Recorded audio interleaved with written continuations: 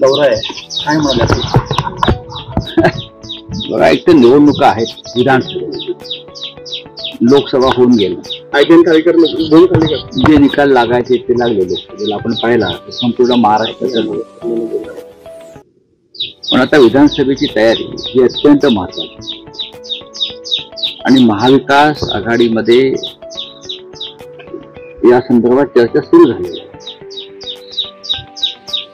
खानदेशातला अनेक जागांवर शिवसेना यापूर्वी लढत आलेली आहे, जिंकलेली आहे. नंदुरबार असेल, जळगाव असेल, कावेर मधला काही भाग असेल, धुळे असेल, त्या दृष्टीनं पदाधिकारी कार्यकर्ते यांच्याशी बोलून पुढली रणनीती काय असावी, कोणत्या जागा आपण लढायला, महाविकास आघाडीमध्ये घटक पक्षांना कोणत्या जागा जाऊ शकतात याची चर्चा तर होतच असते. आणि विधानसभा मतदारसंघामध्ये कार्यकर्त्यांच्या बैठक आहेत, मेळावे आहेत आणि ते संपूर्ण राज्यभरात सुरू आहे. ते फक्त खानदेशातच सुरू असेल ना, संपूर्ण राज्यभरात सुरू. आता कालपासून आदित्य ठाकरेजी नाशिकला आहेत, येवल्याला आहेत, आता उद्धवजी जात आहेत दौऱ्यावर पुन्हा अनेक भागात. आणि महाविकास आघाडीचे इतर पक्षाचे नेते सुद्धा याच कामात गुंतलेले आहेत. हे चालायचं.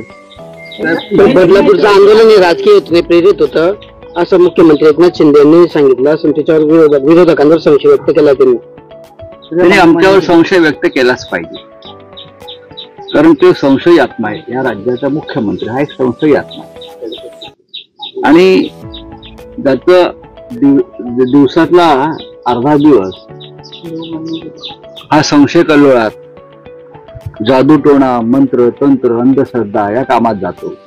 त्यांना असा संशय येणं साहजिकच आहे. त्यांना कदाचित असंही वाटलं असेल की बदलापुरातलं आंदोलन, हजारो लाखो लोक जे रस्त्यावर उतरले सुद्धा त्यांच्यावरती कोणती जादूटोणा केला असेल. त्यांनी जादूटोणा प्रेमी, पण त्यांनी डोळे नीट उघडले की त्यांना दिसेल की बदलापूरच्या घटनेचे पडसाद राज्यभर उमटलेले आहेत. एकाच वेळेला लाखो लोक तुमच्या मुलाच्या मतदारसंघात रस्त्यावर उतरले. लक्षात घ्या, तुमचा मुलगा तिकडला खासदार आहे आणि तुम्ही किंवा तुमचा मुलगा त्या आंदोलकांच्या साध्या भेटीला त्या क्षणी जाऊ शकले नाहीत. एवढे तुम्ही घाबरलेले होता, एवढे तुम्ही भयग्रस्त होता. हा तुम्ही नेतृत्व म्हणता ना, ठाण्याचं नेतृत्व मी करतो अनेक वर्ष, पण बदलापूरच्या त्या पीडित महिलेचा ती तक्रार पोलीस घ्यायला तयार नव्हते 10 तास. एका विरोधकांनी केलं. ही आई, त्या लहान मुलीची आई जी स्वतः एक गरोदर आहे महिला, ती 10 तास ती वणवण फिरत होती. यात विरोधकांचा काय दोष आहे? काल तुम्ही पाहिलं असेल की मुख्यमंत्र्यांची बदलापूर नंतरची क्लिप व्हायरल झाली आहे आणि मुख्यमंत्री असं सांगतायत की 2 वर्षापूर्वी महाराष्ट्रामध्ये अशीच एक घटना घडली, पण आम्ही ती फास्ट ट्रॅक वर चालवली आणि आरोपीला 2 महिन्यापूर्वी फाशी दिली. ऐकलेत ना? आपण रिपीट केले. त्यात माझा असा प्रश्न आहे की मुख्यमंत्र्यांनी कोणत्या पोलीस स्टेशनच्या हद्दीमध्ये ही घटना घडली, कोणत्या न्यायालयासमोर हा खटला चालला, फास्ट ट्रॅक, कोणत्या न्यायालयानं संबंधित आरोपीला फासावर लटकवलं, लटकवण्याची शिक्षा ठोठावली आणि कोणत्या कारागृहात त्या संबंधित आरोपीला मुख्यमंत्र्यांनी फाशी दिली, याचा तपशील जाहीर करणं गरजेचं आहे. महाराष्ट्रापासून तुम्ही काय लपवलंय का की भटक्याच माणसाला फाशी दिलाय? हा, दुसरं असं आहे की फाशीची जागा त्यांनी सांगावी. वर्षा बंगल्याच्या मागे फाशी दिली की राजभवनाच्या मागे फाशी दिली? एखाद्या राज्यामध्ये जर कोणाला फाशीची शिक्षा ही अंमलबजावणी करायची असेल तर त्यासाठी राजभवनात नोंद करावी लागते, राज्यपालांचा आदेश काढावा लागतो. महाराष्ट्राच्या राज्यपालांना माझं आव्हान आहे, मुख्यमंत्र्यांनी केलेलं वक्तव्य त्यांनी गांभीर्याने घ्यावं आणि परस्पर त्यांनी कोणाला फाशी दिली आहे त्याची चौकशी करावी. आणि जर तुमच्याकडे अशी काही नोंद असेल तर तुम्ही ती महाराष्ट्रासमोर आणावी. हे मुख्यमंत्री एक नंबरचे खोटारडे आहे. एक नाही, एक नंबरचे. बरं का, एक नंबरचे खोटारडे आहे. गृहमंत्री त्याहून खोटारडे आहे.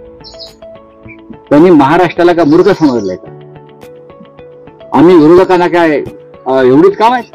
महाराष्ट्रामध्ये ठिकठिकाणी अत्याचार सुरू आहेत. काल पुण्यामध्ये झाले, अकोल्यात झाले.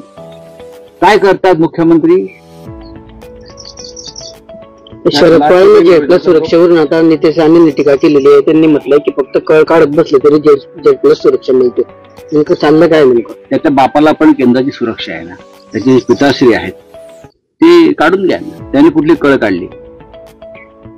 बरं काय, अशा लोकांना गृहमंत्री आवरू शकत नसतील शरद पवारांसारख्या ज्येष्ठ नेत्यांवर. हा, याचा अर्थ असा आहे की केंद्र सरकारवर तुमचा विश्वास नाही, मोदींच्या सरकारवर, अमित शहांवर, गृहमंत्र्यांवर. तुम्ही तसं पत्र लिहा मग की तुम्हाला काही कळत नाही. त्याच्यामुळे महाराष्ट्र ज्यांना सुरक्षा दिली आहे केंद्र, ती काढून घ्या. त्याने पत्र लिहा हवंय आणि अमित शहाना पत्र लिहा की तुम्हाला काय कळत नाही, तुम्ही मूर्खात, तुम्ही कोणालाही सुरक्षा देत नाही. शरद पवारांसारख्या नेत्यांवर तुम्ही अशा प्रकारची भाषा करता आणि देवेंद्र फडणवीस राज्याचे मुख्यमंत्री तोंड शिवून बसलेले आहेत. तर रेखा सकटच्या आश्रमातून 2 महिलांना सुटका मिळालेली आहे. एक कॅन्डलच्या संदर्भात रेखा सकट, कराडच्या रेखा सकटला. आणि जेव्हा लोकशाहीने बातमी चालवली तेव्हा पोलिसांना जाग आलेली आहे. तो आहे ना, हे महाराष्ट्रात अशा घटना घडतायत आणि मुख्यमंत्र्यांकडे देखील माहिती नाही. साहेब, लाडकी बहीण योजनेचा जो निधी आहे तो आता 1% निधी सर्व ज्या महिला बालकल्याण योजना आहेत तो वळवण्यात आलेला आहे आणि त्याचा परिणाम आता इतर ज्या महिलांसाठी इतर अनेक योजना महिलांच्या त्याच्यामुळे रखडल्या आहेत.